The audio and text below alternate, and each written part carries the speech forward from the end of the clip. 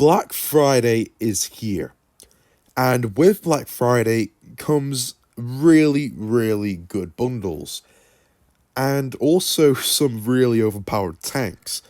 So in today's video, guys, I'm going to be letting you know what to spend your gold on and what not.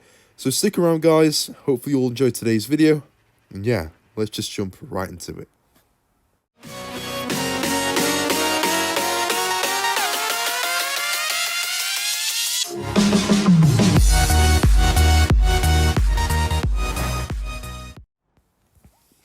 Now the first tank is the Object 907 for 15,000 gold, which is honestly not a bad offer.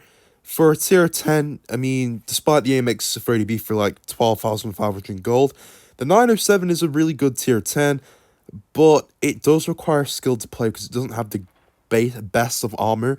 But I think personally, in my opinion, this is better than the T22 medium in terms of if you can use it well. It is a better tank, meaning that it is quite powerful, but personally, I would not recommend it for the average player, so kind of stick away from the 907 unless you have skill.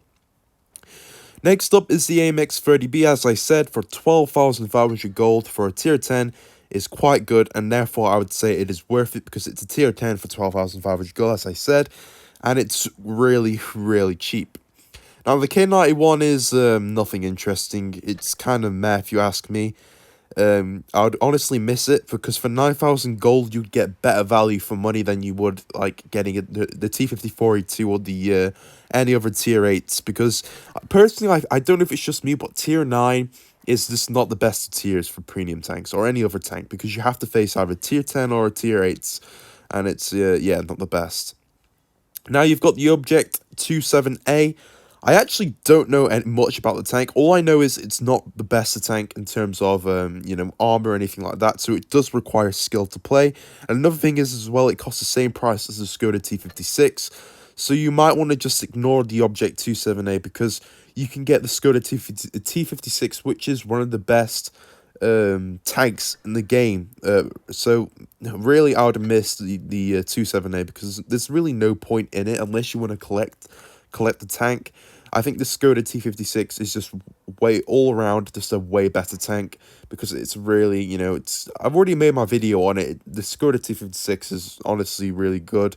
And not only do you get the really good tank out of it, the Skoda T56 comes with a really cool legendary camo, which I'll show you soon here, if I can just find it quickly. The Skoda T56 comes with this really beautiful legendary camo. I mean, just look at that.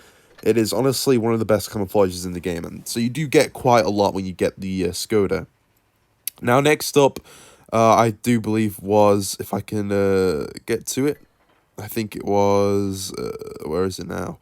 So next up was, I think, the T55A, which is, honestly, I think the T55A is being power crept. Well, no, it's really quite obvious because it's been left behind.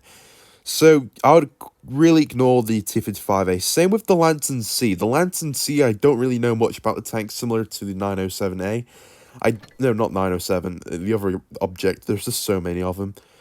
But the Lantern C, I just don't really know much about this tank neither, but I probably could tell you it's a light armored tank in tier 8 or something like that. And honestly, I would just say I would rather you just buy the Skoda or something like that, really. Which is the T54E2, which is another really powerful tier 8 tank, and is potentially one of the best tanks in the game. In my opinion, it goes against the Skoda T56, and you do have an option between whether you want to, go for the Skoda or the T54E2. Now, the T54E2 is cheaper, so, if you don't have the gold for the Skoda, then go for the Shark. But if you do have, most gold, I'd probably go for the Skoda, in my opinion, because the Skoda has better armor and has that really good, it has gun depression, and it can use its really deadly alpha. Even though its gun might not be accurate, the 450 alpha is, I think it's 450, it is really hard hitting. That's why I'd probably say go for the Skoda. Now, the Canonian Panzer, another tank for 6,000 gold. It's not bad, but it's also not the best of tanks. It's kind of meh, and it probably needs another buff. It's nothing really interesting. Unless you're a collector, I would probably get the tank, but apart from that, it's just nothing there. I guess it's just there. There's nothing, new cool about it. It's just there. Same with the TS5. Actually, I wouldn't say that. The TS5 for 5,000 gold is pretty cheap.